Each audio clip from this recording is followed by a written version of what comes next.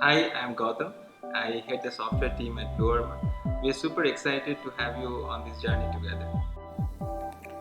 One of the innovative features that we have built into the BLU3 E20 is that it reads your WhatsApp messages from individual contacts as soon as they arrive.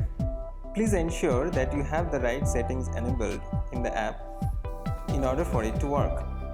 Go to Settings, make sure your Zen mode is toggled off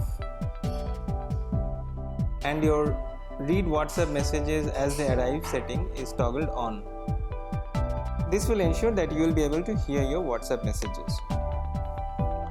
Let me show you an example of a WhatsApp message being read out. So with the phone on my left, we are going to send a message to the phone on my right, which is paired and connected to your BLU3 E20. Let me show you how. So the message has been sent. Arvind Blue Armor says, "Hey, are you there?"